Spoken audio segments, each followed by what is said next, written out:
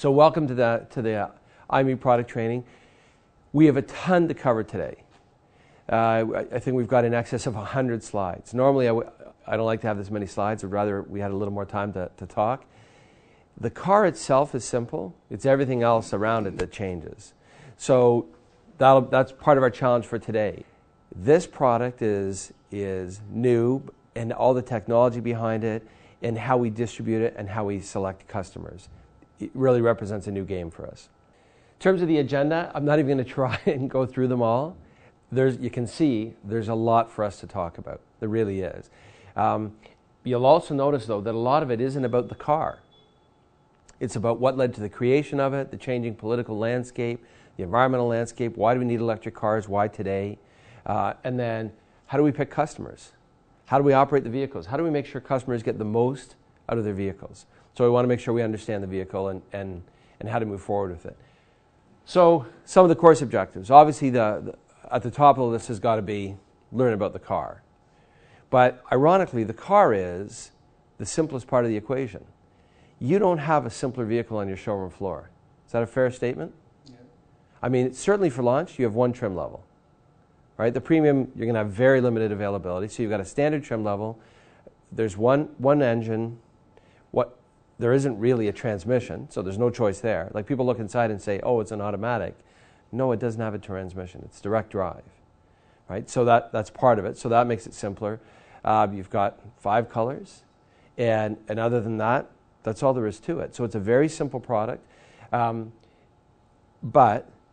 like I said, we need to learn about all the things that support it. And then, how are we going to talk to the customers? The early adopters. There are people who have been waiting their entire lives for an electric vehicle. When we drove it across Canada last year, but for those of you that don't know, I drove it from Cape Spring, Newfoundland to Victoria, BC last summer, and 7,500 kilometers. And we met a lot of people along the way who've been building their own electric cars for years. Hobbyists waiting for somebody to come out with an alternative to gasoline. So there's a market already ready for it, already waiting for it. We need to make sure, okay, have we got the right people considering it? And then how are we going to talk to customers? How are we going to communicate the product with customers? So any film fans here, movie fans? So do you know what I mean by rebooting the franchise? Perfect example is Batman. You look at Jack Nicholson, right? The Tim Burton version of Batman, and then the reinvention of it with Heath Ledger, right? The movie that people would argue had led to his demise, and Christian Bale. Same story, same characters, completely different style. And because what happened is with Batman, at some point, every movie got a little more ridiculous. The first one was great, but by the time you had Arnold Schwarzenegger playing Iceman, and you had Batman and Robin, they had ruined the franchise. People weren't interested in seeing the movie. Spider-Man's the same thing. When Tobey Maguire came out in the first Spider-Man, it was fantastic. Second was pretty good. By the third and the fourth, it had spun out of control. And so Spider-Man, they're currently in the process of remaking it. Batman, they remade it. Because they went down a path where you got to a certain level of ridiculousness where it was time to start from scratch. I'm going to argue we're at the same place with cars. And to put it into perspective, anybody recognize that engine? Bugatti Veyron, and this is the Super Sport. So 4 turbochargers, 16 cylinders, 1,200 horsepower. Gets 13 liters, consumes 13 liters per 100 kilometers. Right? $2 million. They had to come out with a Super Sport because the normal $1.2 million version with 1,000 horsepower wasn't fast enough. Now let's think about how these people are going to use these cars. What are the odds that somebody who drives this car drives to work or picks their kids up in soccer in this? Right? They've got this to drive from their yacht to their personal jet. Really? And they're doing it in Monaco where the speed limit is 60 kilometers an hour. Right? They're not driving this on the Autobahn at 300 kilometers an hour or in excess of 300 kilometers an hour. This is to drive to their yacht and back. And so you kind of go $2 million, over 4,000 pounds, 1,200 horsepower to drive to my boat and back. That's when you know it's Batman all over again, right? Batman and Robin with the Iceman. You've got to a level of ridiculousness that you have to kind of go, have we forgotten what cars are supposed to be for? Look at the difference. 4-seater, 2-seater, right? 32 liters per 100, I don't know what the equivalent liters per 100, but 112 miles per gallon equivalent, right? You kind of go, we're at opposite ends of the spectrum. This is why it's time to rethink what we're doing with the automobile. Think of the current environmental climate. Think of where we're at in terms of global warming, the Gulf of Mexico. Look at all the different things that have happened. Look at the wars that are fought over oil, and tell me that in this day and age, that makes sense, that anybody needs that. So at some point you kind of say, here's the other thing. What sells in the automobile industry? If you're going to launch a new car, what are the 3 big things you want to say about it? How about bigger, faster, more powerful, right? Wider, sleeker, more powerful, more stylish. You'll never go wrong saying that about your next generation car. Nobody wants to launch a car and say, more practical, less powerful, more efficient. Where do you go from here? When you built a car with 16 cylinders, 4 turbochargers, and 1,200 horsepower, what do you do for an Encore? Right? What's the next generation one got to look like to entice somebody to trade in their Bugatti Veyron Supersport and get an upgrade to a new one? How fast does it have to be? At what point do you kind of go, we've lost our way? One of the companies I respect in the industry is Porsche. Right? There are things I would do differently if I ran Porsche, but you look at the 911. 911 is going on, what, 50 years old? It's still a 6-cylinder that's lightweight. Light, simple 6-cylinder. Right? The majority of them are sold, aren't turbos, and it's still a scorchingly fast car because they haven't felt the need to go down this path. Still looks the same. Sorry? Still looks the same. It still looks the same, right? They haven't really abandoned what it is. They've refined it over the years, but Porsche is alone in that. By and large, look at Corvette. Right? In the 70s, it had 170 horse. Today, it's got over 600 horse in a ZR1. And so you think, when is enough enough? It's a dead-end path we're on. And so that's what this is about. It's to say, yeah, is this going to meet the needs of everybody? Is this realistically going to replace the market for the Bugatti Veyron Supersport? Absolutely not. But there is an opportunity for us to say, is it time to rethink the automobile, to reboot the franchise? Now, if you're one person with an idea, you're either brilliant or crazy. So it's always nice to find out that other people share your perspective. We're not alone in thinking it's time to rethink the automobile.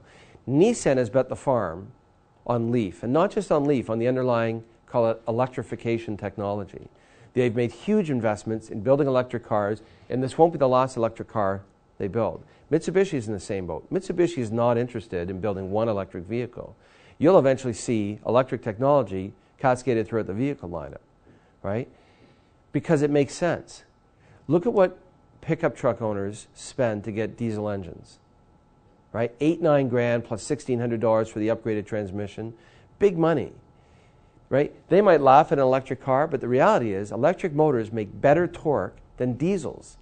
There's a reason trains use electric motors, because they make huge torque at 0 RPM, right? Stump pulling torque.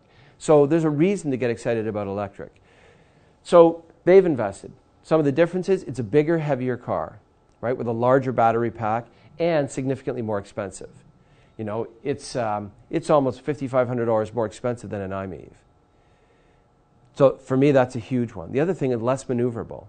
It's almost 2.5 feet longer, it's significantly heavier, it's bigger, and it doesn't necessarily have a lot of room inside it. Yeah, it is pretty big. Yeah, it's a big vehicle. Volt is even bigger. Volt's also, first off, they're going to call it an extended range EV.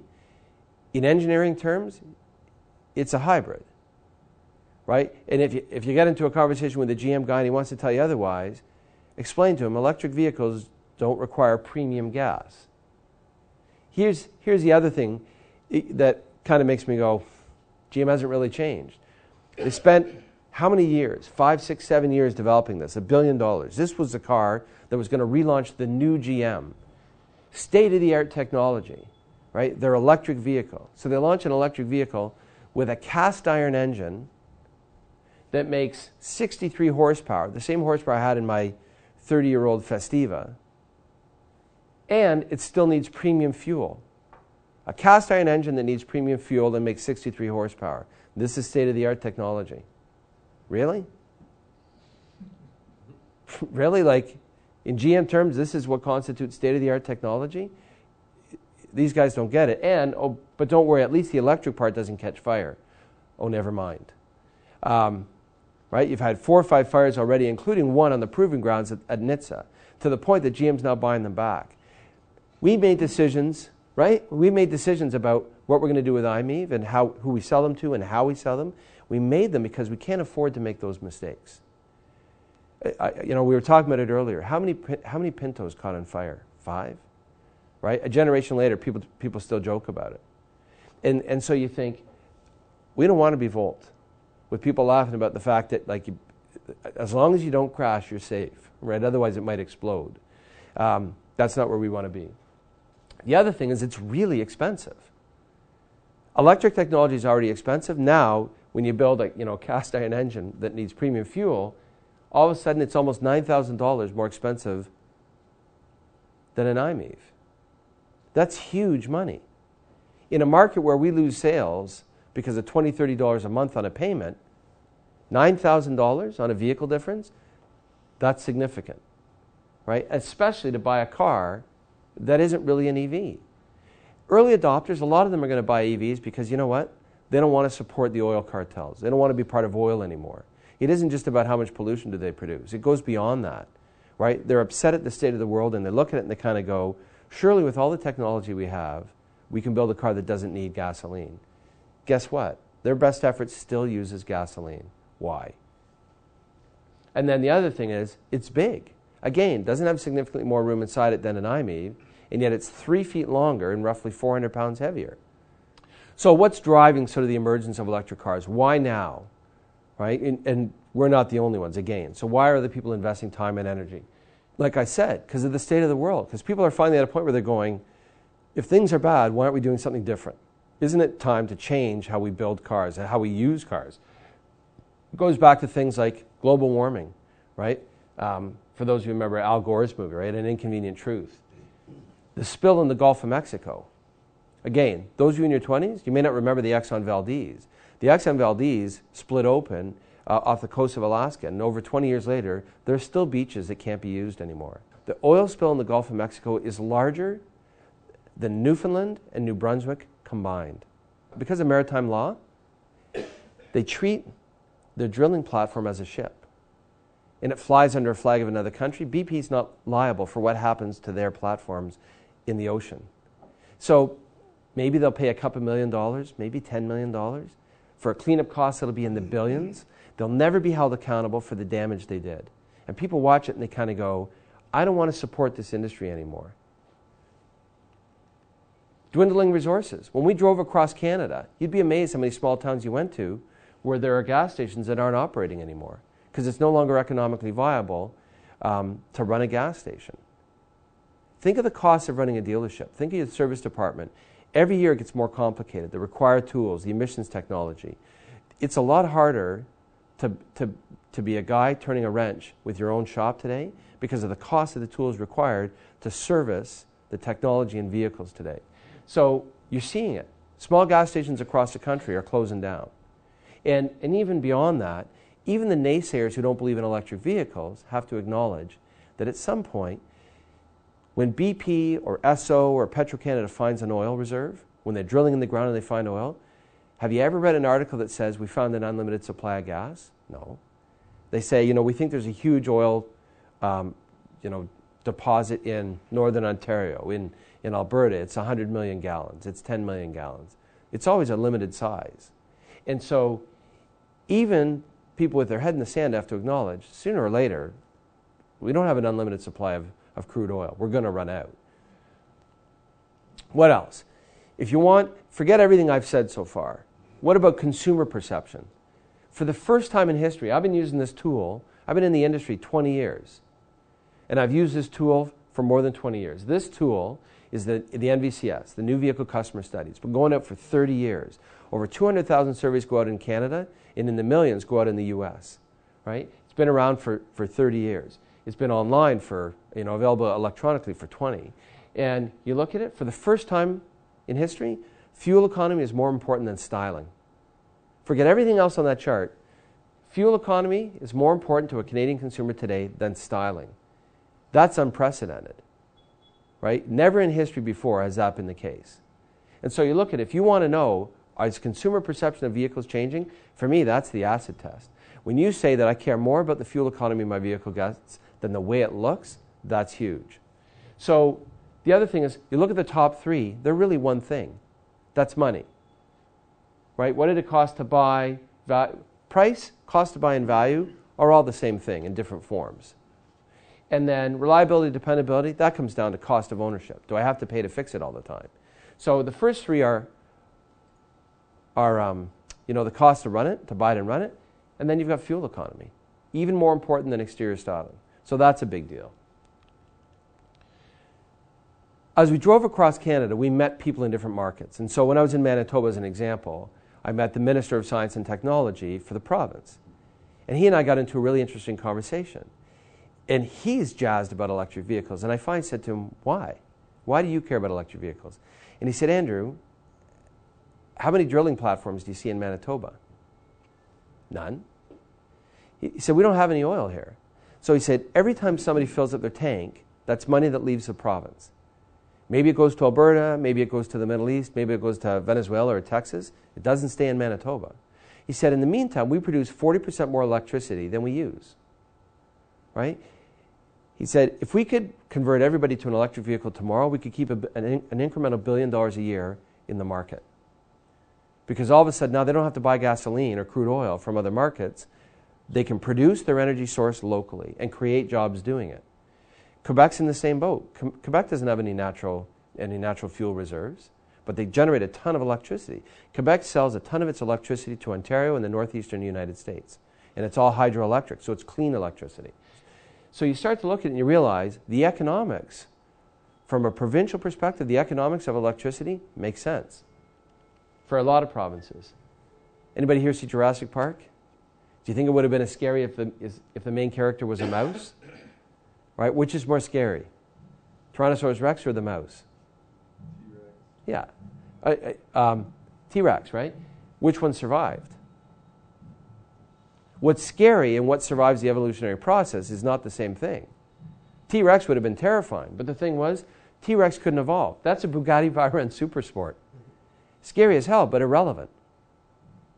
Right? It couldn't survive. None of the dinosaurs, with the exception of alligators and maybe sharks, survived evolution. But small mammals did. Right? They could stay out of harm's way. They were easy to. They could adapt. Right? They could maneuver. And it's not that different in the car industry. Big and powerful looks great in marketing, but it's not necessarily what's going to be around in 50 years.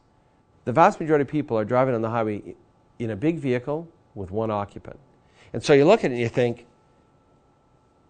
in that context, something like an MiEV makes a ton of sense. Imagine if 2 years from now, Mitsubishi launched an upgraded battery that tripled the range of the car. All of a sudden, this could be your only car for a lot of people.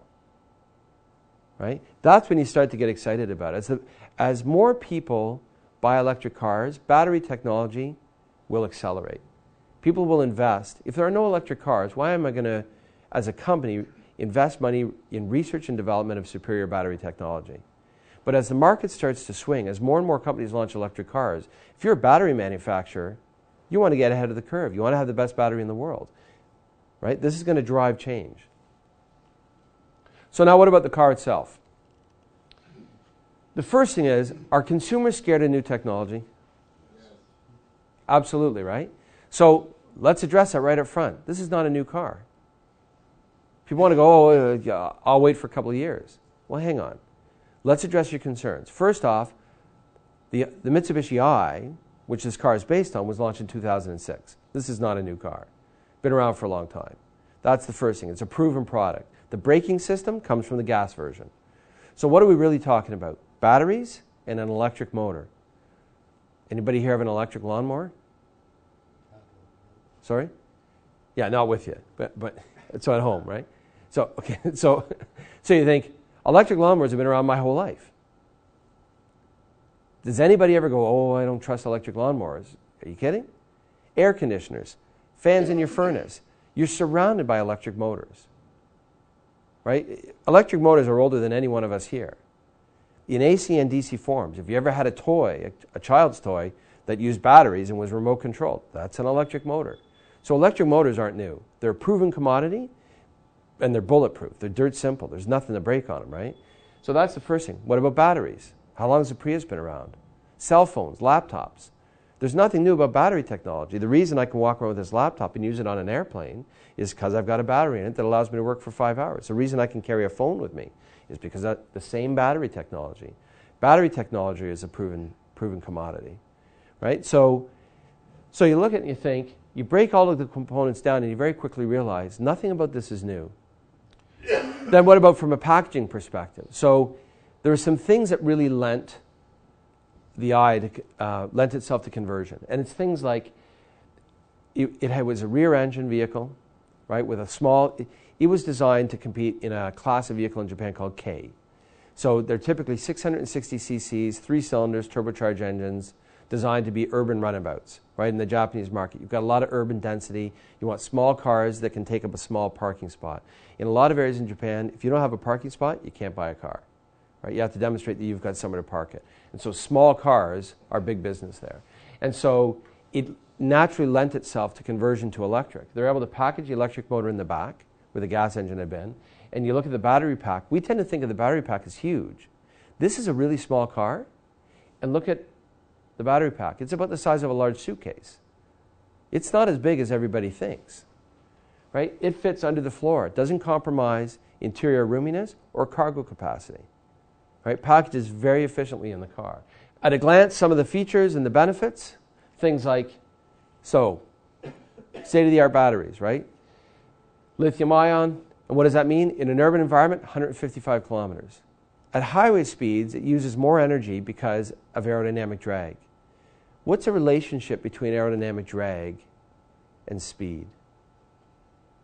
Is it linear? If I double the speed of the car, does the work double? It's way higher. It's the cube. The work done to overcome aerodynamic drag is the cube of velocity. And what do I mean by that? If I double the speed of the car, it's 2 times 2 times 2. If I double the speed of the car, I have to do 8 times as much work to overcome aerodynamic drag. Right? At lower speeds, aerodynamic drag is less of a concern. For a lot of people who live and work in the city, they might go a whole week and not drive 155 kilometers. And so it puts it into perspective, right, from a usability position. The other thing is, the press has taken some shots at MiEV. There have been a couple of articles that kind of say, it's not a performance car. That's not true. This is significantly quicker than the gas version of the same car. Yeah, it's not a rally art. Nothing else this size is. Show me a car that's as small as this, that's as fast as a rally art or an Evo. That wasn't the point of it. But show me a small, efficient runabout that's as quick off the line as this. Right? Drive a Mazda 2 against it. That's a fair comparison. And all of a sudden you kind of go, this thing off the line scoots. So we have to remind people of that. Peak torque at 0 RPM.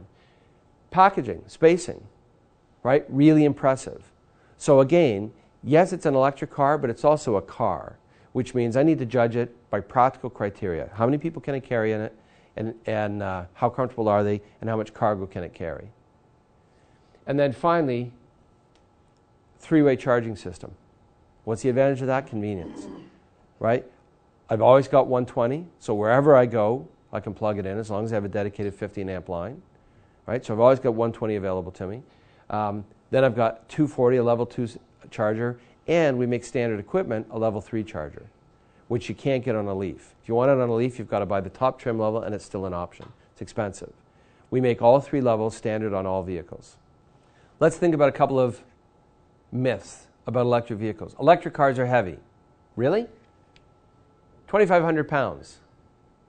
A Volkswagen GTI weighs what, 3,600? This is 1,100 pounds lighter than a Volkswagen GTI, and it still seats 4 people. Is it as quick? No.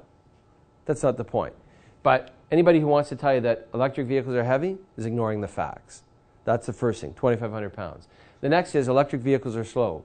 You know what? 130 kilometers an hour, and I can tell you from personal experience, it'll do that all day long. Right? I've driven it at 130. The car's rock stable. So that's more than quick enough. You do 150 on the 401, you get your license suspended and they take away your car. Right? So there's nowhere in Canada where you need to go faster than 130. Cruising distance, right? Very practical. Right? Oh, I can't live with an electric vehicle. How many people drive more than 155 kilometers a day? Not a lot. And then they don't have any power. Comparable power to the engine in my Festiva with twice the torque. You know? And then finally, in terms of the battery technology, lithium ion, so it's state-of-the-art battery, right, with all the benefits that go with that. Now, to reinforce the notion of how much torque this makes, that's the RVR engine, that's the electric motor in an iVev. We make as much torque as the engine in the RVR at 0 RPM. Right? The iMiEV makes more torque than an Elantra. I think it makes 138 pound-feet of torque. So a lot of the compact cars sold in Canada make less torque than an iMiEV. And what accelerates a vehicle? Horsepower or torque? Torque. Torque is when people talk about old muscle cars, it's not the horsepower numbers they're talking about, it's the torque numbers. Lots of torque at low RPM. Why do people buy diesel engines? For horsepower or torque? Torque. Right? Torque is what moves your vehicle off the line. Horsepower dictates top speed. Yeah, horsepower keeps you going, torque accelerates you. We make torque in spades, and not at 4,200 RPM, at 0 RPM. That's impressive. And it, again, having driven it across the country, you feel it. The best mileage I got in an iMiEV was through the Rocky Mountains. And it probably sounds counterintuitive, but the worst mileage I got was in the prairies. You drive on flat ground into the wind, because as you go from the east to the west, you're always going into the wind. And the prairies, believe it or not, as you go from the east to the west, the prairies are on a 2% grade. So you're always driving slightly uphill and into the wind. So the mileage didn't tend to be great in the prairies. Through the Rocky Mountains, this thing makes great torque, which means it's great at climbing hills. So you'd be climbing the mountains, and then when you're coming down the other side, and everybody in a gas car or truck is engine braking and riding the brakes, worried about the brakes overheating, I was coming down the other side of the Rocky Mountains. I never touched the brakes once. I put it in brake mode on the transmission, on the shifter, and I was in regenerative mode the whole way. I got 106 kilometers at highway speeds through the Rocky Mountains because I was able to recapture a lot of the energy I used to climb the hill on the downside. Right? That's impressive. Then the transmission. It's not really a transmission. Think of it as a switch. It's a direct drive. We don't shift gears in this. The motor is a direct drive. Just like a cordless drill, you want to go faster, squeeze the throttle. The electric motor spins faster. And so because of that, the transmission weighs 42 pounds. And then even the engine and transmission combined, 143 pounds. So that's where we make up a lot of the weight. And here's the other cool thing about it. In a conventional car with the engine and transmission about this height, the center of gravity is pretty high. Look where the battery is on an iMiEV. I take the weight out of the engine and transmission and I put it into a battery pack that's basically 6 inches above the ground. All of a sudden now my center of gravity is really low, which dramatically improves handling. So if we don't have a transmission, what's the thing sticking out of the floor? The shifter is more about, if I put it in computer terms, it's more about hardware. I mean, it's more about software than it is about hardware. To put it into perspective, I have 3 modes. They're not gears. I have 3 modes. In drive, I get 100% of torque. Now, if I'm on the highway and I'm in drive and I take my foot off the throttle, the gas, what happens? Do I coast or do I dramatically slow down? I coast. In drive, so drive is a good thing to do if you're in the highway, right? It'll give you 100% available power, so if you need to accelerate past a truck or something, you can. And if you have to take your foot off because traffic's slowing down a little bit, it'll coast and then eventually go into regenerative mode. Now, I'm going to skip eco for a second. If you go to brake mode is great in an urban environment. You're in bumper-to-bumper traffic. There are stoplights every 100 feet, it feels like. And so now when I need to accelerate, I have access to 100% of torque. But when I take my foot off the gas, it slows right down. So I don't have to touch the brakes. And then finally there's eco mode. And what eco mode does is it only gives me access to 1/3 of the available torque, 1/3 of the available power. So it's kind of like a backseat driver, right? It's going to say to you, don't accelerate so hard. I mean, we all do it intuitively. If you know you're almost out of gas in a conventional car and you're not sure where the next gas station is, what's the first thing you do? Do you accelerate hard to get to to get to the gas station, or do you ease off on the throttle? Right? What do you do? Ease off. Ease off on the throttle. That's all this does.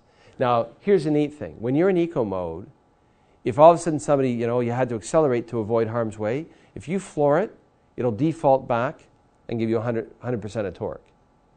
But in normal driving, it's going to withhold power to help save energy. So what about the battery pack? We tend to think of the battery pack as large and potentially dangerous. So a lot of work has gone into environmental seals, right, to make sure that this is all protected from the environment. They've tested it through, I think, 22 inches of water. Right? I won't say that it won't ruin your carpet, but the battery won't short out. So it's designed, right, to be safe. Think of the East Coast, think of the West Coast, think of the rain in North Vancouver, right? They get a ton of rain nonstop. So you need to know, is it protected from water? Absolutely. And so you can see the battery packs are actually pretty small, and the battery cells themselves are really tiny. Right? That's not much bigger than a large suitcase, and there are 88 cells in there. Right? 22 battery packs, each one has 4 batteries in it. And so part of the reason we have a shell over it is to protect it from water, but it's also to allow us to heat and cool the battery pack to keep it in its optimum operating range. So it uses the heating, ventilation, and air conditioning system, the HVAC system of the automobile, to keep the batteries at the right temperature. The other thing is, I've had people say, but how safe is it? There's no such thing as a sure thing, right? But when was the last time you heard about a gas-powered vehicle exploding? Unlike in the movies. You ever seen a gas-powered car blow up? But we all appreciate gas is flammable, right? So when manufacturers design gas tanks, they make sure they're well protected. It's no different here. You look at the underside of an MiEV, and what you'll see is there's a full roll cage built around the battery. High-strength steel, beams going lengthwise and sideways, tied into the vehicle frame, right? This is designed to protect the battery at all costs. The next thing is, you look at Leaf, you look at Volt, you look at Prius, you look at a lot of these vehicles, and what you'll find is they're complicated as sin. You get in, you can't figure out how to shift them, you can't figure out how to turn off the radio in the case of Volt. Everything about this is meant to be simple and transparent. Get in it and drive. You don't have to relearn how to use it. You don't have to read the owner's manual 3 times before you figure out how the shifter works. Get in it and drive. Right? Technology needs to be simple. It needs to be easy to use. Here's the dash. People want to know, how complicated is it? That's it. It's pretty easy to figure out what they all are. Close the door, put on your seatbelt, it's plugged in, I'm ready to go, there's a problem with the battery. Nothing about this is complicated. If I want to know what gear I'm in and how much fuel I have left, I look. How many bars are there on the fuel gauge, on the charge gauge? 16. Each one of those bars roughly equates to 5 to 8 kilometers. Right? Depending on how hard you're driving, 5 to 8 kilometers. If I have 3 bars left, best case scenario, I've got roughly 24 kilometers to go. So now as I plan my journeys, if I'm about to head out and run to the mall, and I know it's 30 kilometers away, and I only have 3 bars, the odds are I'm not going to make it. So charge it up. Right? With a level 2 charger, it's not going to take you long, and you need to do it. If I now have 6 bars left, and I'm 30 kilometers away, I'm probably okay one way. So as long as I have somewhere to plug in when I get there, I'm going to be fine. And so now I start to plan my journeys around, just as I would with a gas-powered vehicle. You wouldn't get on the highway with an empty tank. It's the same thing here, right? You just plan your journeys around how much charge you have available to you. Next, how fast am I going? I don't have to guess, right? It's not some new form of display. It's a traditional speedometer in the middle of the dash. How far have I gone? Right? This is pretty handy. If I know I've never gotten more than 130 kilometers out of a tank and I'm at 123, best case scenario, I've got 7 left. Comes back to managing range anxiety. You turn it on, put your foot on the brake, the ready light comes on, you're good to go. I've had people say, can I drive away still plugged in? No, you can't. The computer recognizes if you're still plugged in and you're charging, it won't allow you to start the car, right, to drive off. Is your seatbelt on? Right? These are all familiar icons. If you've driven a car before, none of these are going to surprise you. The other thing is, What was my first car? Yeah, Festiva, right? And so I had a Festiva. And so there are some parallels between the Festiva and this, except the Festiva wasn't a modern car. Didn't have airbags, didn't have ABS, didn't have stability control, didn't have traction control. When my Festiva came out, stability control was a $2,500, StabiliTrack was a $2,500 option on a Cadillac, right? This was new technology. Today, this is a modern car with all the safety technology that goes with it. 6 airbags, stability control, ABS, right? TPMS, right? So we've got a comprehensive portfolio of safety technologies. If somebody wants to know, is this a safe car? The answer is a resounding yes. All right, we've got rise body structure, front and rear side curtain airbags, right? Side impact airbags, front airbags. And so you look at it and you realize there's a lot here protecting the consumer, both active and passive safety. My dad's 87, almost blind, and this thing is virtually silent. If my dad's in downtown traffic, he'll step out in front of this because he won't hear it coming. And that's a concern with other hybrids and other electric vehicles. And so the industry came up with a standard for something called AVIS, right? It's a small speaker in the front that sounds like a whirring vacuum. Turns off at 30 kilometers an hour. The one we drove across Canada had a switch on it so you could turn it off. The new one doesn't. I don't have a switch on daytime running lights, right? Putting your lights on 24/7 is not an option. So why would I allow you to turn this off? Why would I run the risk of somebody running over my dad because they didn't feel like listening to the sound? So make it standard. It turns off at 30 kilometers an hour. So as you accelerate, as you start to go quicker, it turns off because at speeds above 30 kilometers an hour, the feeling is he wouldn't hear it early enough to get out of the way anyways. Right? At some point, you're going fast enough that it's not going to make a difference. The remote is very cool. How do I heat a conventional automobile? I heat up coolant that's already in the engine, and I do that just to manage the temperature of the engine. So I'm always doing that. I don't do that to heat the car. So in a conventional automobile, I take wasted energy that was already going to be dissipated through the radiator, and I run it through a small radiator in the car, and I use that to heat the car. I don't have to use extra energy to heat the car. In an electric vehicle, I do. If I live in the Northwest Territories or Hay River or Yellowknife, right, and it's minus 57 out, first off, this won't start, but let's say I had it plugged in and it's indoors and I go for a drive and I want to keep the interior of the car warm, it's going to take a lot of energy to heat it. I'm going to use electric baseboard heaters, and electricity is expensive. If you think of heating your house with electric baseboard heaters, it's probably the most expensive way to heat your home. And so, because electricity is expensive. So same thing here. So what this allows me to do is I can set it on a timer. So half an hour before I leave for work. If it's the summertime, I can have the air conditioning running to cool the car off. I can have the heater running to warm the car up while it's plugged in. And I can have the defroster running to clear the windows. So I get into a car where it's warm, all the ice is melted off the glass, right, and I'm ready to drive. And now once I unplug it, I'm not using a ton of energy to warm the car up. The other thing is, with the exception of the heating and the air conditioning, everything else uses the 12-volt battery, not the main battery pack. So if you want to use the seat heater, it uses a 12-volt battery, not your main battery pack. It's a lot easier to heat your body than to heat the car.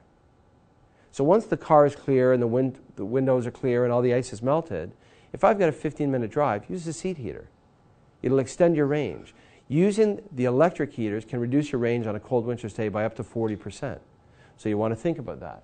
Next, time of day charging. I don't know if you guys have it in St. John's, but in Ontario, most parts of Ontario now, we have time of day charging, time of day rates for electricity. So if you use electricity in off-peak hours, it's cheaper. And why do we have off-peak rates for electricity? We make electricity as we need it. We can store it on a small case. We can charge up a battery on a laptop. But large scale, hydro makes electricity as it's required. So Monday morning, I have a peak demand. Then once everything's running, the demand sort of softens. But after 7 p.m., a lot of plants close. So you get into the evening, I have excess electricity. Because of that, electricity is cheaper to produce in the evenings. So we have a timer.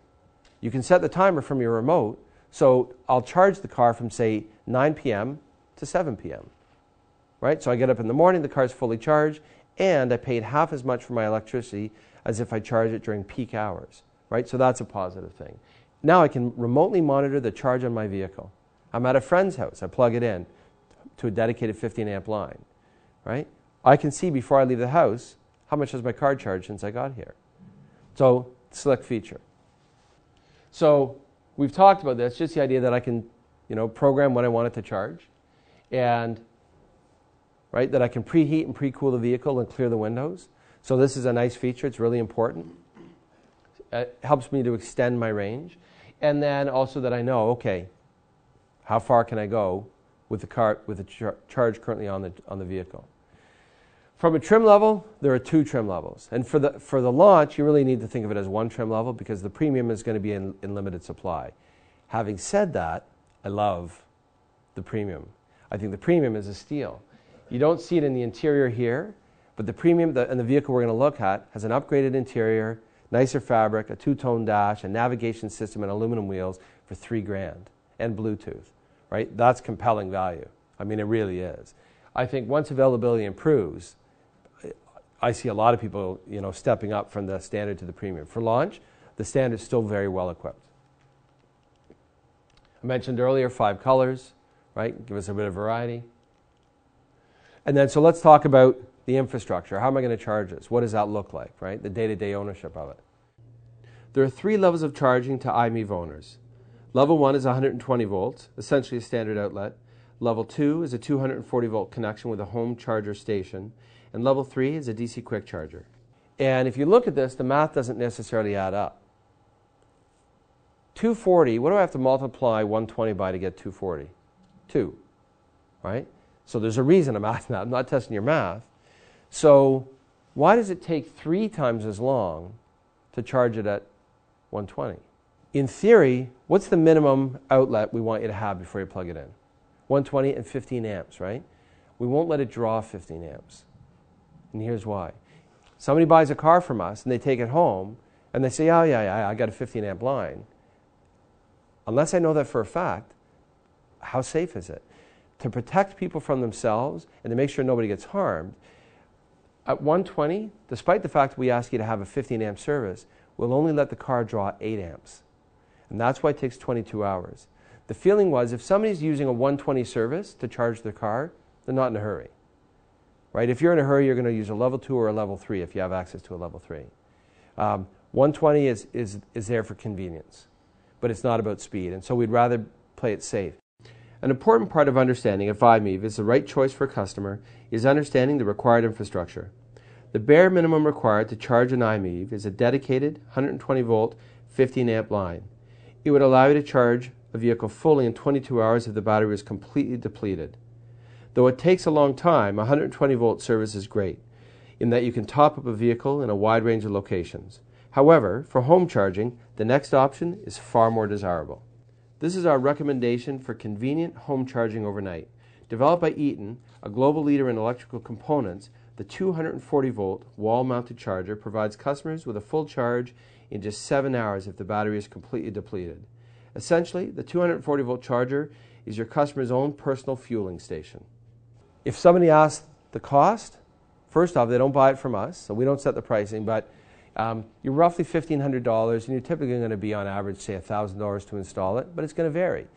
If my garage is attached to my house, and my laundry room where my electrical panel is right there, it backs on it, the wall is common with where the electrical panel is, it's going to take me this much wire to set it up. In my house, I have a detached garage in the backyard. For me to run a wire from the electrical panel to the garage, I want to put an office in my garage, and I'd like to have a 60 amp service. It'll cost me $4,500 to do it. I've got to punch a hole through the basement wall, run conduit underground to the garage, and install a panel there. So it's going to vary by home. So that has to be part of what they consider when they're looking at, is it viable? The MiEV has a DC quick charging port, a standard equipment on the driver's side of the car. This port accepts the ultra-fast DC chargers that deliver an 80% charge in as little as 30 minutes. The MiEV uses the CHAdeMO standard, which is the only real-world proven charging standard in the world. So, and then finally, this is what we had in the back of the truck. As we drove across Canada, environmentalists gave us a hard time because they said, oh, you guys are really saving the planet. Because we had a diesel transport truck with a diesel generator, a charger inside, and a motorhome following us to travel across country with an electric car. They missed the point. This wasn't about proving that this is the right vehicle to cross the country in. We drove it across Canada because we wanted people to see it. With this charger, we would pull over on the side of the road. We could charge this thing in 25 to 27 minutes. It's fast. Now, that's only an 80% charge. If I said to you, fill that bottle of juice with tap water, and you got 30 seconds to do it, and if you can do it right to the top without spilling a drop, I'll give you $100.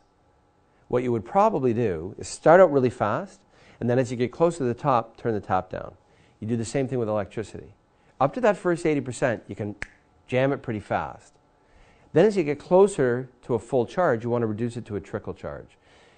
If we were stopping on the side of the road to do a quick charge, we would only do 80%. We would routinely just charge to 80%. If we were stopping for dinner, or we were stopping for a little longer, we would run the generator, it would run a full cycle to 80%, then it would shut down, we would go in, push the button again, and do a trickle charge for the remaining 20%.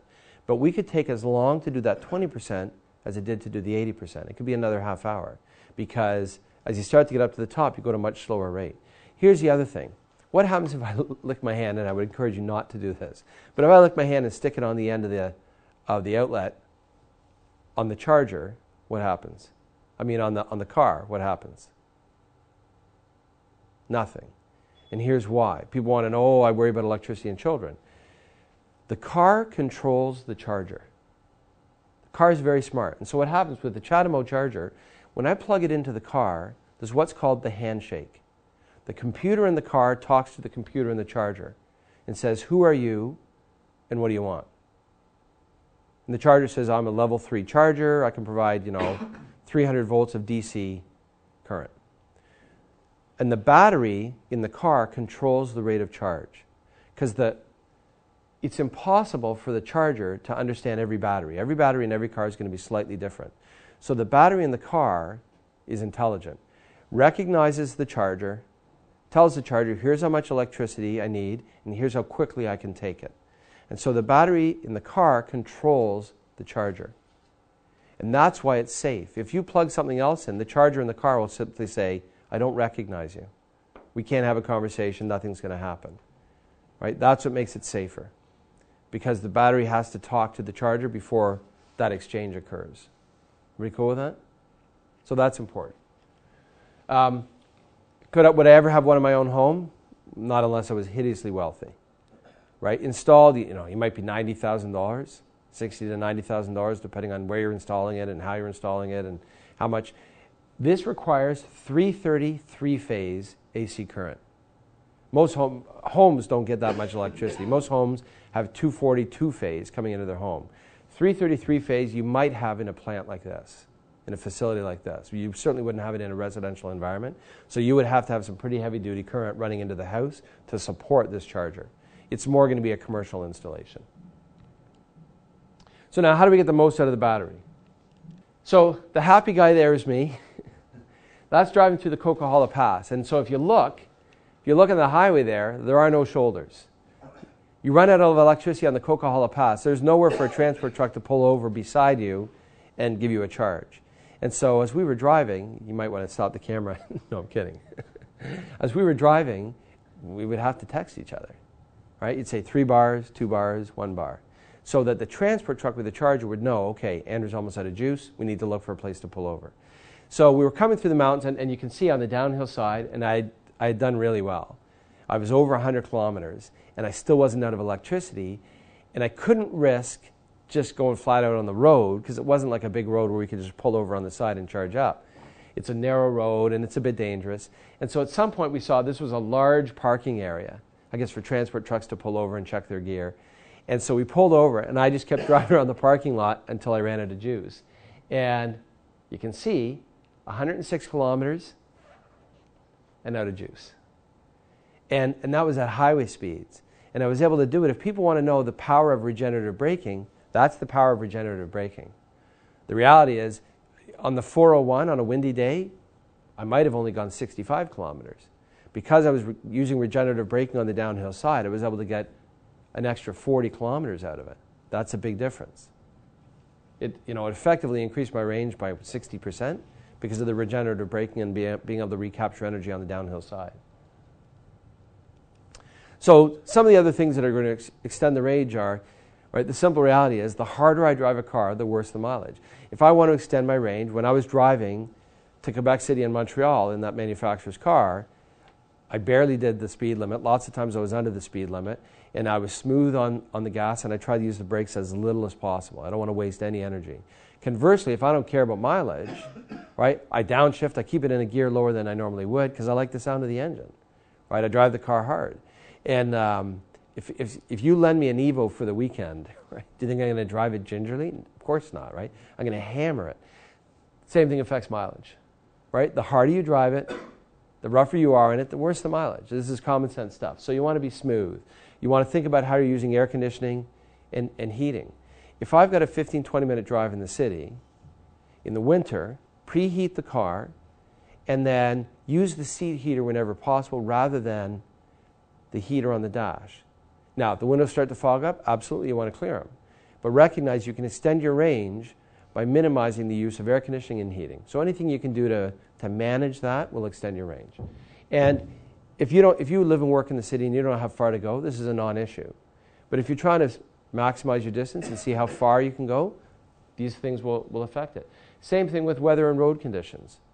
To put it into perspective, if I'm on a 10-speed, right, a racing 10-speed with narrow tires, I'll go a lot farther, a lot faster than if I'm on a mountain bike with big knobbies on wet grass, right? So the conditions are going to affect mileage. I talked about the power of regenerative braking, right, coming through the mountains and the ability to go 60% further as a result of recapturing energy. And then finally, that ties into drive mode. If I'm using brake in an urban environment, I'm going to recover more energy than if I'm using drive. So we've talked about the differences, right? In a conventional car, I'm worse off in the city because I waste energy idling and I waste energy braking. I get rid of both of those in an electric vehicle. And so the idea is, at highway speeds, I'm worse off in an electric vehicle because I'm always fighting aerodynamics, whereas in an urban environment, I recapture energy when I'm braking, through regenerative braking and through my shift strategy, and aerodynamic drag is significantly lower. So these things come into play. You're going to have people who are going to say, but how far can I go, and what about, don't quote these numbers exactly, but they'll give you an idea of the influence of certain things. Now, remember I said going slower improves your range? Well, how come it didn't happen here? Winter, 0, heater on, 16 kilometers an hour. But I can only go 48 kilometers. Well, think of it this way. If I have to drive across the city at 16 kilometers an hour, right? More importantly, if I want to go 48 kilometers at 16 kilometers an hour, how many hours will that take?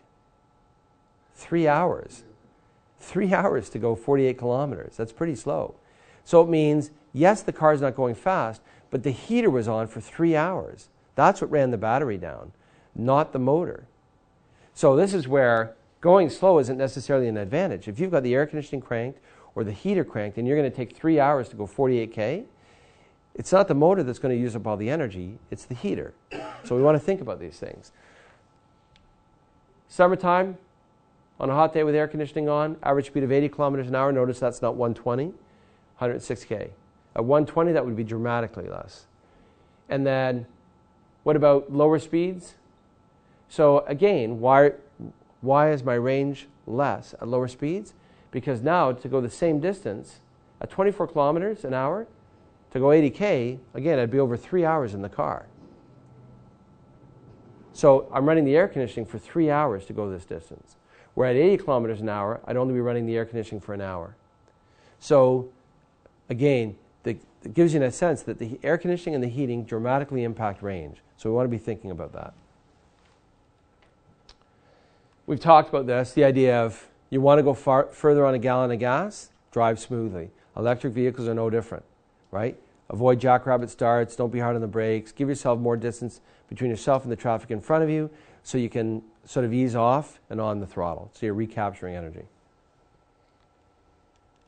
Extreme temperatures. At minus 30, I have a problem. And so let's talk about that. That's the battery pack there without the cover on it. We can heat and cool the battery pack, so we can keep it in its optimum operating range. But what if I drive to the airport and it's not plugged in, and it's minus 30 for a week? At minus 30, if I drove to the airport and I only had a quarter of a charge on the battery, At minus 30, when I go to drive home, the car won't start.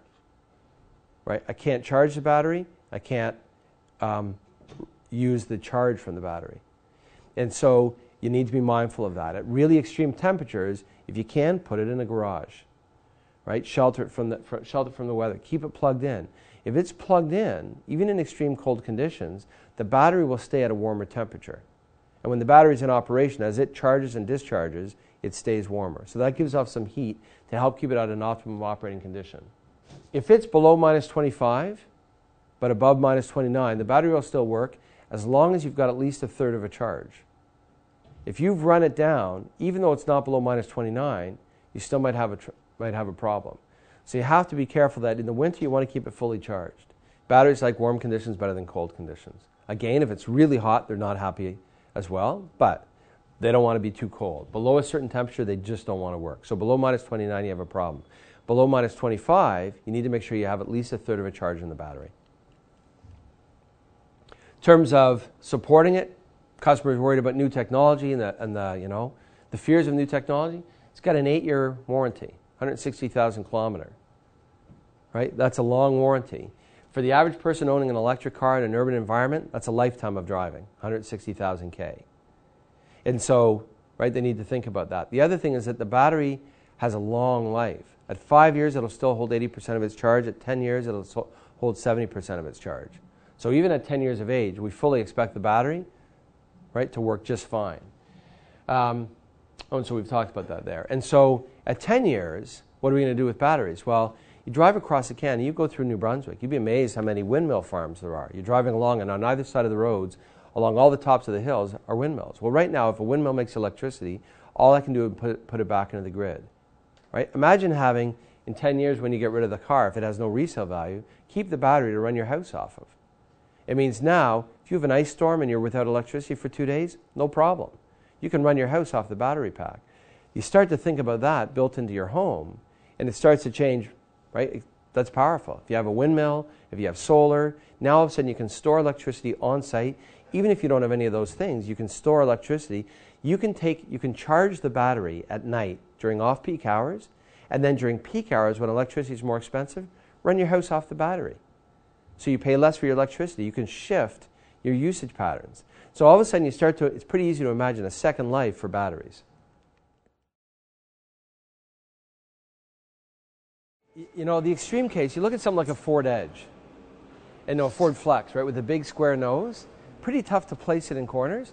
This, if you can't see where you're parking it, you shouldn't be behind the steering wheel, right? You look at how wide the windshield is, how low it comes down, sight lines, visibility. So visibility is really amazing.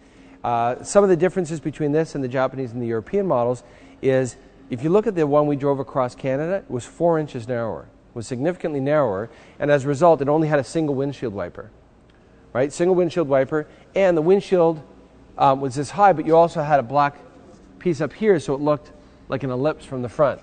So the styling's different on the front of the North American vehicles. It's wider and it's longer, and so better suited to our roads, right? From a side impact and front impact, and just an overall, stability perspective. It doesn't have the fighter jet grille. So it's not necessarily classic Mitsubishi styling, but you're not going to mistake it for anything else on the road either. Some of the other things, I had somebody ask me, they said, wait, Leaf has LED headlights. How come we don't? Cost.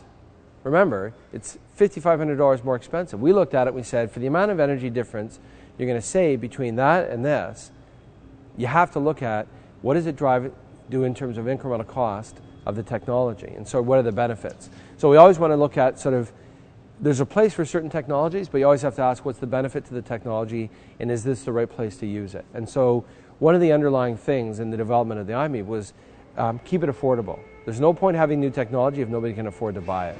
And so when you consider that we're significantly less expensive than any of our competitors, clearly for me it was the right decision in terms of getting more people into it.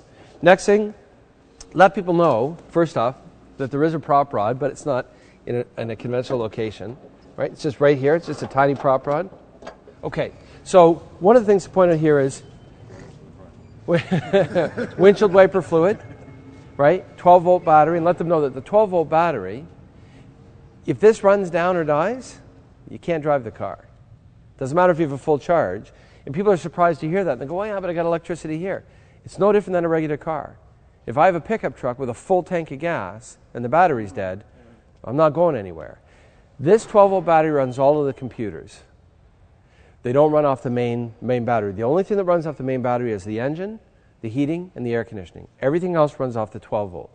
The next thing is, right, there's not a lot to do in the front end. You've got your fuse boxes, your windshield wiper fluid, and your brake fluid. That's it. Right? Pretty straightforward. Okay, so let's go to the passenger side. So right off the bat, what are some things you can tell me about it? Great visibility, right? Absolutely. What else? Very aerodynamic, right? So definitely sleek lines. Who's my tallest person here? So hop in the back seat for me. Are your knees touching? Is your head touching? You think even somebody who's 6'2", 6'3" can sit in the back seat. Will their knees be touching the front seat? Maybe. But you know what? You couldn't put them in the back of a Lancer or a Civic or anything else in the Canadian marketplace. So you kind of go, amazing packaging in the vehicle. Now, come on out, and we'll close the doors. What are some other things we want to talk about from the side? How about the absence of front and rear overhangs? Right? The Chevy Volt is 3 feet longer than this. And it's not because it has a longer wheelbase. It's because it has a conventional engine in the front, so it's got a very long front end. It's got a radiator and all the hardware that goes with it. So it's got a lot more hardware in the front. And it's got a longer overhang, rear overhang, right, because of conventional styling. Because of the styling of the vehicle, we have almost no front overhang and almost no rear overhang, which means in a relatively tidy platform, we've got tons of front and rear seat room and decent cargo space. Even look at this versus a Leaf. The Leaf has a very long front end. Lift the hood on the Leaf. It looks like, because it's front-wheel drive and it's got all the hardware in the front, you pop the hood, they have styled all of the plastic underneath to look like a conventional engine. If you've never looked at a Leaf closely, you pop the hood, it looks like there's a gasoline engine underneath the front of it. And so you end up with a much longer front end. Despite the fact that it's 2.5 feet longer, heavier and more expensive, it doesn't have more room inside. And this is where I start to look at this and go, this is a really clever package. So let's come around to the back. So windshield wiper, large rear window, right? Good visibility, good sight lines, right? This thing, shoulder checking on this, couldn't be easier, right? Placing it on the road, knowing where traffic is around you, very simple. Proud taillights, right? Really high, so good visibility for people behind you. Center mounted brake light, mounted at ceiling height, roof height. And so good visibility, good sight lines, redundant reflectors, again from a safety perspective. The styling, right? Again, the styling from the back is almost as cool as the styling from the front. A wide track. The tires come right out to the corners. So there's a sense of stability to the vehicle. The quality of the finishing. And then one of the things that really impresses me is the size of the interior. Right? You look at how much room you have in the back. For the size of this vehicle, that's an impressive amount of room. And the other thing is, somebody who owns one of these is unlikely to buy it if they have 2 kids. So the reality is, I can adjust the seat back, right, to different angles, and pop it all the way down, and I won't bother putting the front seat forward. So, actually, you know what? Let me. You put them flat. You can either take the headrests off, or just move the seat forward while you adjust them. And then once they're down, you can move the seats all the way back. So again, a lot of cargo space in the back of the vehicle. And then how many of you have seen the battery packs? And the controllers?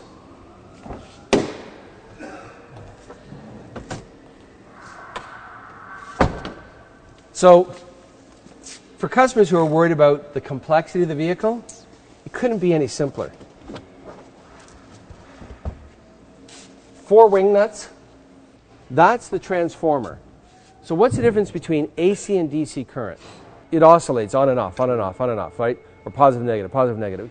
If you watch the lights overhead, they're flickering at 60 hertz, 60 times a second, right? But because of persistence of vision, we don't see it.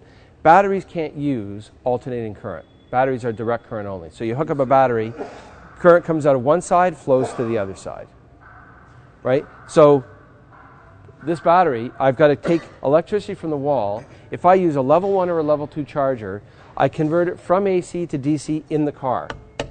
In a level 3 charger, I convert it from AC to DC in the charger because I'm dealing with so much more electricity. That's why it's about the size of a conventional gas pump, because that's a huge transformer. I couldn't handle it here. I'd fry it. So this is our transformer, and that's why it's all, you can see this, how heavy the casing is. This is a computer. This is what controls it, right? So you can see it's not built to it's not as heavy because it doesn't need to be. This is where all the juice is. That's the controller, and this is the transformer. And then if you look underneath the vehicle, if you look down here, you can see, or if you just look underneath the vehicle, there's the motor. It's about the size of a small keg of beer. Well, how do power brakes normally work? Hydraulic fluid? No. The brake system works on hydraulics, but the power assist basically have it like a drum skin. And let me put it this way.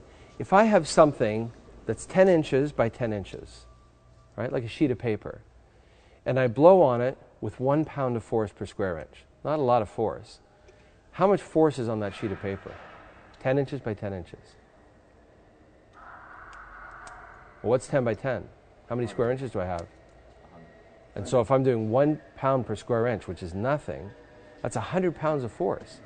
So what happens in a conventional brake system is I have effectively like a drum skin, and by applying vacuum to one side from the intake manifold of the engine, I basically apply a relatively low pressure, but because it's on a large surface, I exert a fair amount of force. And that's how power brakes work in most vehicles, is manifold vacuum. Where's the intake manifold located on this vehicle?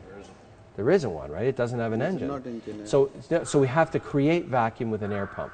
And that's all that is. So it uses a conventional braking system. The braking system on this vehicle is the same as on the gas version. It uses the same brakes, same ABS, same rotors and drums, and same brake assist, but I have to generate vacuum artificially now because I don't have an intake manifold. Does that make sense? Yeah. Is there a reason why they went with drum brake over a disc in the rear? Yes. So we didn't talk about this at the passenger side, so let's talk about it here. What's the front suspension on this? So McPherson strut. What's the rear suspension on this? Similar to a multi-link? No, it's a solid rear axle. It's a twist beam. So normally, if this was a competitive vehicle, I would make fun of it at this point, right? We don't build vehicles with solid rear axles because we build vehicles that are designed to handle, right? Think of Rally Art, think of Lancer, think of Evo. Right? We build cars that handle really well. Well, how much does this thing weigh? 2,500 pounds. What did I say was the first thing that went through my mind when I walked into this warehouse? Go-karts. How many go-karts have a multi-link independent rear suspension? If a car is light enough and simple enough, you don't need a multi-link independent rear suspension to handle well. This isn't designed for high speeds. It's not designed for a track. It's an urban runabout that's meant to be maneuverable. It's short, it's light, it doesn't need the cost and complexity of a multi-link independent rear suspension. And so use the technology where it's appropriate. The same thing applies to the brakes. Because I'm not going to be, which is going to get driven faster? An Evo, a Rally Art, or this? Which one's going to be driven the slowest? This, right? I'll tend to use it less on the highway. I'll be braking less aggressively, less frequently. And remember, why do most brakes wear out? Not because I stop with them, because I'm slowing down, and I don't use brakes to slow this down. I use regenerative braking. So the brakes aren't required to do nearly as much work, plus it's a really light car that'll never be driven the same way an Evo or a Rally Art is. So all of a sudden, rear disc brakes aren't nearly as big of an issue. We can get really great braking results out of this with drum brakes and a solid rear axle without compromising how it handles or how it brakes. It's nothing about the internal combustion engine is elegant, right? Think of designing a mode of transportation where I waste 70% of the energy of the engine.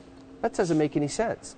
But 100 years ago, somebody had an idea, and it's all we had, and so we've evolved it over time, and it's gotten better. But nothing changes the fact that we still waste 70% of the energy that goes into the fuel. 70% of the energy gets thrown away as heat or pollution. And so electricity, simpler to use, I waste less energy, all of it goes into motion. There's no wasted energy. There's no radiator throwing away heat. So you start to look at this and you start to appreciate kind of the elegance of the simplicity of it. So let's go to the driver's side. What about safety? What safety systems do we have to talk about?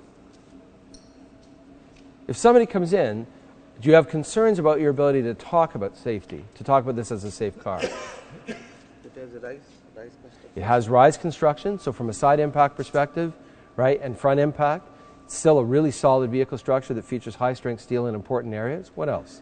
6 airbags. 6 airbags, Traction control. traction control, stability control, ABS, brake assist, right? And so you start to look at it and you start to realize a lot of compelling safety features.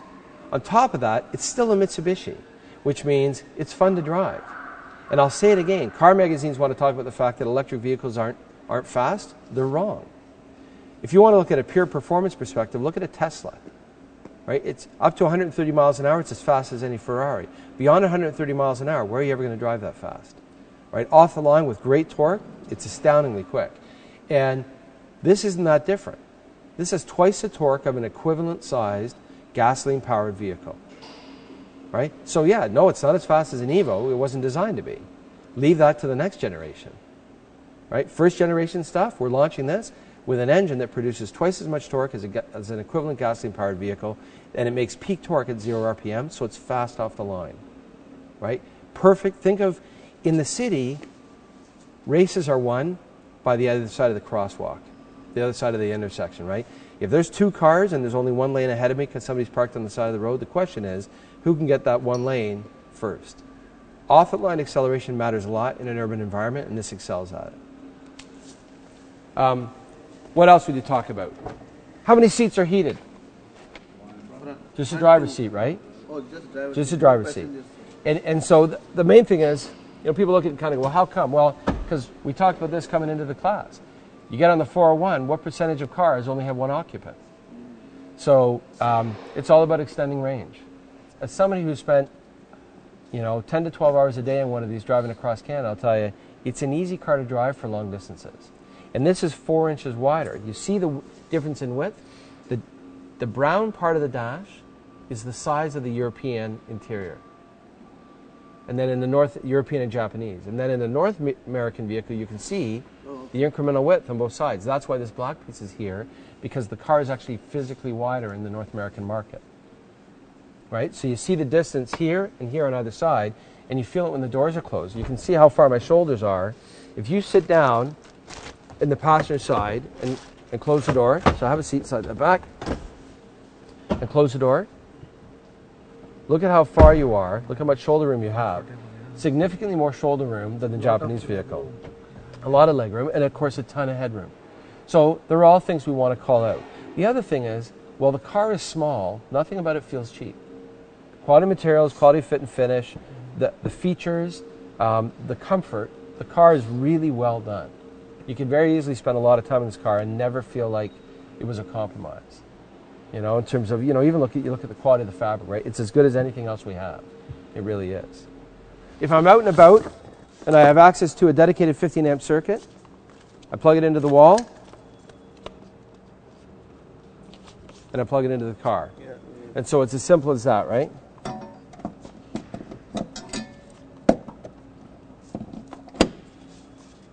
And I plug it in. Now, if you had a home charger, you would have this style connector connected to the charging station. Otherwise, this can just plug into a dedicated 15 amp circuit. So same thing at home. If you chose not to have a level 2 charger, but you had an approved 15 amp connection, this is what you would use at home. Some of the things I like about the car: simple, right? I like that it's easy to use. There's nothing about it that's intimidating.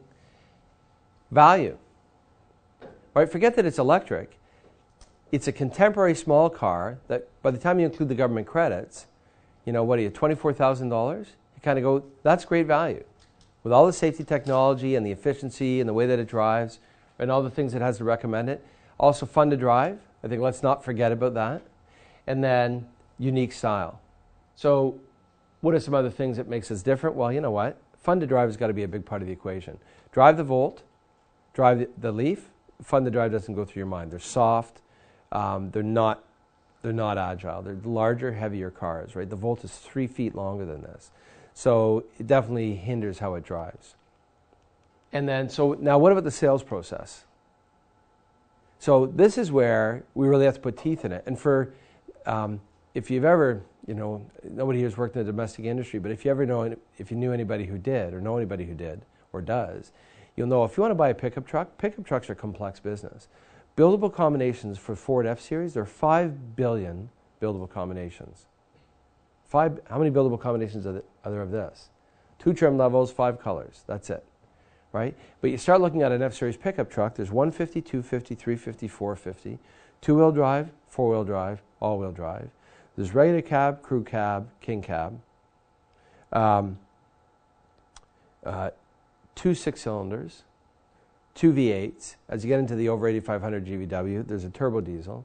Right? So you start looking at all the complexity, unbelievably complicated. And so on the domestic side, if you want to sell somebody a pickup truck, they have a very robust needs assessment form, because I want to make sure you're selling the right truck to the right person. The last thing I want is for you to leave in a 150 and then go and tow a 12,000-pound boat. You needed a 250 or a 350 to do that. We don't tend to have to worry about it to that much detail because a lot of our vehicle lineups are a little more streamlined. With this, we do need to know who's the customer and what are they going to get out of it. I come back to my original Festiva, right? In terms of, if I wanted a small car, I just went and bought it, and it could do everything I needed it to do. I never loaded mine up with that many people and stuff on the roof, but, right, it could do a lot. And it didn't really have there were no constraints on it within practical terms. You look at them side by side, and in many ways, they aren't that different, right? Our vehicle's a little heavier, partly because of the battery, but partly because of safety standards. Remember, that car didn't have airbags or stability control or ABS or any of those things. This car does. It also has more horsepower and twice the torque.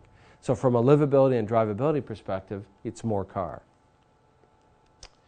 So as we build for the future, we've got to think about how do we start by putting the right people into the right product. And that's where the sales process comes in. We need to qualify people.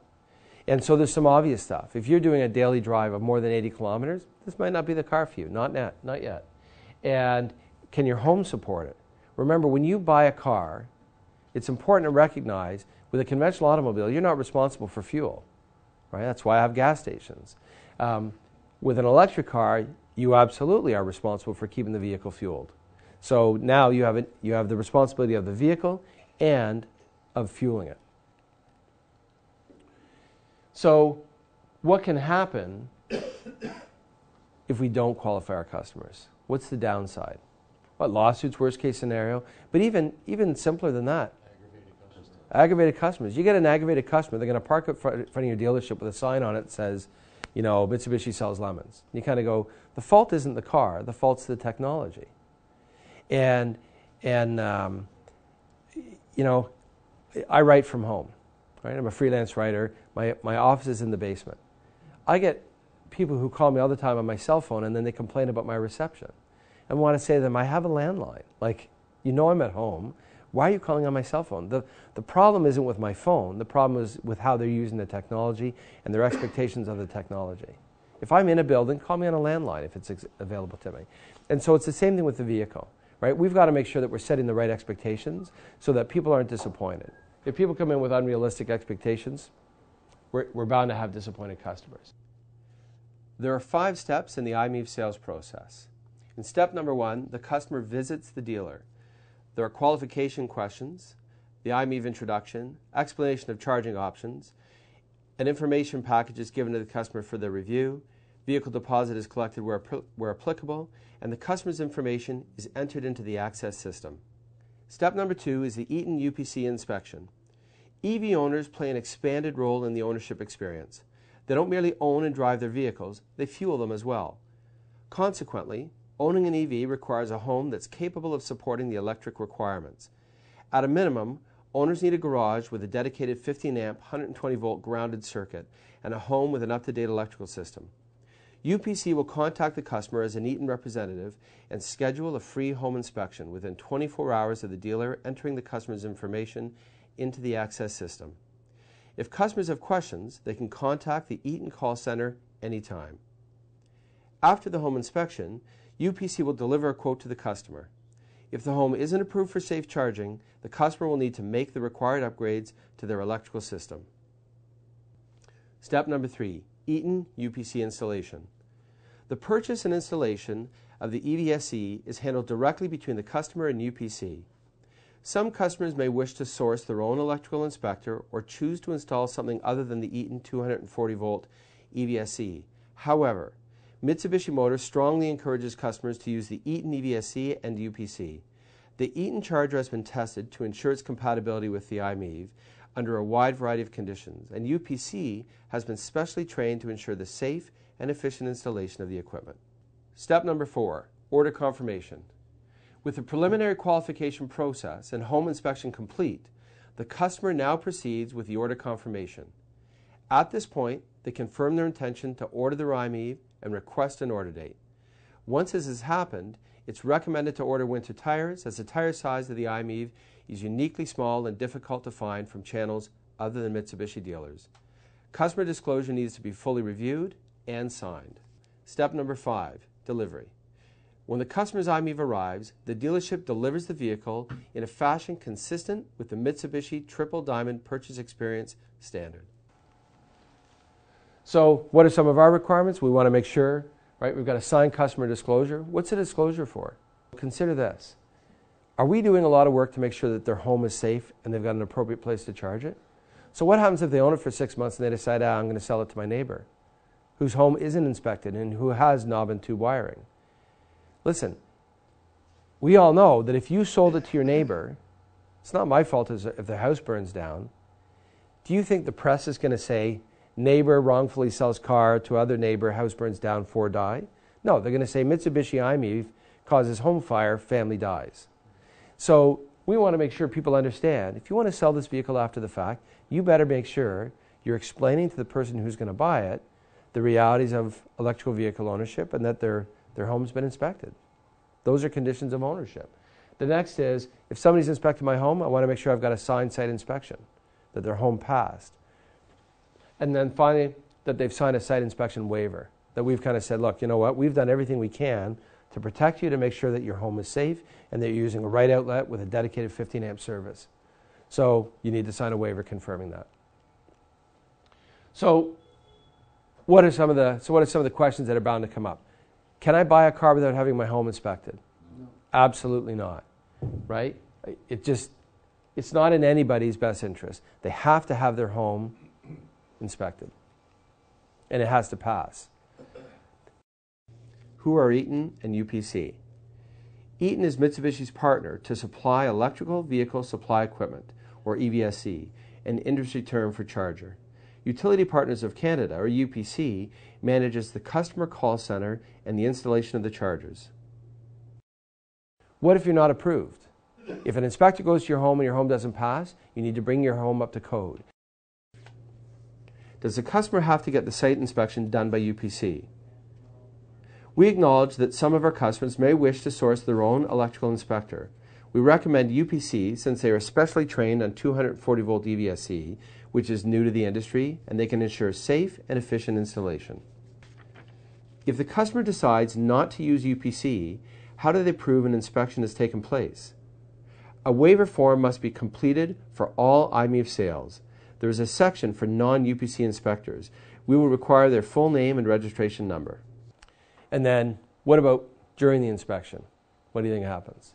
They've got to look at things like wiring, the panel.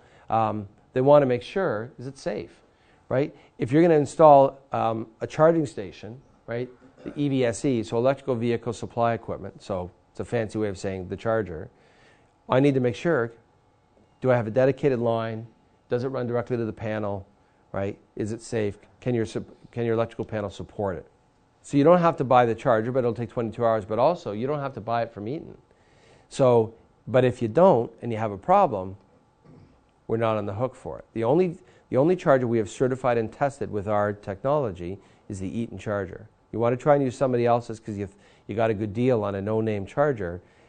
If you fry the electronics in your vehicle, you're on the hook for it. Do I have to purchase an EVSE from Eaton? Purchase from Eaton is not mandatory. However, Mitsubishi is not responsible for the compatibility of other brands' EVSE at this time. The waiver also contains a section regarding other EVSE brands. This should be completed for all non-Eaton purchases. Yeah. So if a customer wants to proceed with a non-Eaton charger, make sure they sign off on that in the waiver. What does preferred EVSE supplier mean with regards to Eaton?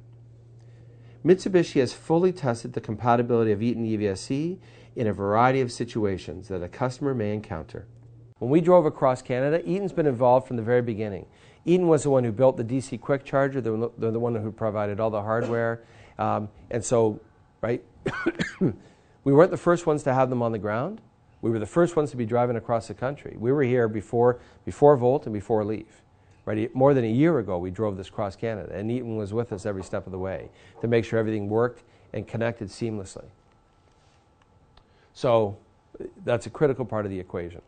We've talked about the tires. Why are the tires an issue? The special order, right? You're not going to go into Tire Rack or a small tire shop and find these size tires. There just isn't a common demand for them in North America. So you want to pre-order your winter tires to make sure you've got them. This document fully informs the customer about the unique characteristics of MiEV ownership, such as cruising range, safe charging, climate effects, and so on. It's very important to have the customer fully understand MiEV before purchase. If they want to sell it to somebody else, that we make sure that they're explaining to the downstream customer, who we don't have contact with, the realities of EV ownership. By province, you need to know in your marketplace, what are the incentives? Right? Because in certain markets, there are significant incentives. So we want to make sure, okay, what are they? What about third-party validation? Well, you know what? Probably the best place to get third-party validation is Hydro-Quebec. Hydro-Quebec has had 30 EVs, and a lot of them, they drove through the winter. And we talked about the concerns of operating them at below minus 25, below minus 29. The reality is, they had a bunch of people driving these all through last winter. They never had any trouble with them through the winter. And people use them as their daily transportation. So as I was getting ready to get onto the plane out to Vancouver, this was sent through to me. And these are notes from Hydro-Quebec in terms of their feedback, in terms of their experience with MiEV. So first thing is, it's a big program, right? In Quebec, they're really committed to the idea of finding out, okay, are electric vehicles viable in the marketplace, and what it would look like, and what would the impact be on Hydro-Quebec. So they got involved pretty early on. And right up front, they had 5 vehicles over a year ago, right? So they had early prototypes, and they were testing them. The next thing is they wanted to see, okay, how's it going to impact their charging infrastructure and the distribution of electricity? What are the potential impacts down the road? They wanted to look at, okay, what about when people are using them as their daily transportation, normal driving habits, commuting to work, that sort of thing. The way that people are going to use them in real practice, right, outside of the engineering laboratory. And so they had 5 customers who lived with the cars. They had access to their own cars if they wanted, but they drove these basically all year and through the winter. And you can see the feedback. You can also see, by and large, on average, none of them had a daily commute that was more than 60 kilometers. So you start to get a sense of, for the vast majority of consumers, the range of an EV, of an MiEV, works fine. Feedback from them was universally positive, both from their experience driving it and their experience from people watching them drive it. Wow, what a beautiful car. It's interesting to see how much mileage can be done. I'm surprised by the power such a small car has to offer. And pedestrians and other drivers react positively to its silence. Like, consistently positive feedback from the drivers and the people around them. Let's look at how did they drive it and how did they charge it. So the first thing is, typically they were doing short trips. And if you think about what we do, that's not uncommon, right? Honey, will you go pick up some milk? Right? You run out to the store. It's 5 kilometers each way. You're back home. Each trip was less than 10 kilometers. So the vast majority, almost 80% of trips, were less than 10 kilometers, right, in terms of day-to-day usage. And then daily commuting distance, we talked about this. 85% of them had a daily commute that was under 60 kilometers. So that speaks volumes about our ability to find a ready audience for this. And as a result, they were able to charge it overnight. And in fact, that's what the majority of them did, right?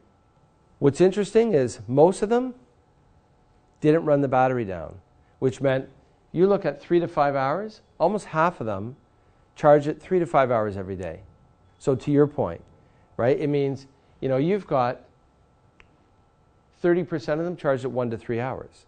For those people, they don't need a level 2 charger, right? It's still nice to have it as an insurance policy, but for many of them, they might quite practically choose to live without it. And then how did they drive it? Well, you know what? At minus 15, on average, they were getting 80 kilometers out of a charge. Right? Very positive. So when you consider what was their average commute, less than 60. So even at minus 15, and there aren't many places in Canada where it's consistently lower than minus 15 on a long-term basis. In terms of overall satisfaction in the winter, very high, 8.6 out of 10. And you know, if they felt like they really weren't comfortable, they could still take their regular vehicle, their normal vehicle. The bottom line is, feedback was really positive. Right? People who drove them through the winter, who lived with them in practical terms, in an environment where you had a difficult winter, were more than impressed with the car and more than satisfied with its ability to meet their demands. And I think that's what we need to know as we go forward. As people come in, can this vehicle do what the average consumer needs it to do? And the answer is a resounding yes. Having survived the winter in Quebec City with MiEVs, the answer is a resounding yes. So what are next steps? Well, you've got support materials coming, right? There's the training, showroom kits, there's a delivery kit, a brochure, disclosure and site inspection forms, which we have here, and then point-of-sale display. And so the two banners you're seeing here will be roughly this tall, right? And they'll sit in a base. This one will be like a wall banner, right? It'll be, I don't know, but roughly 6 feet tall and sort of wind. And you'll receive, I believe you see a roll of AstroTurf that walks up to that path, and then the vehicle parks there. So it creates a nice in-dealership display for the MiEV. And then obviously decals for the side of the vehicle.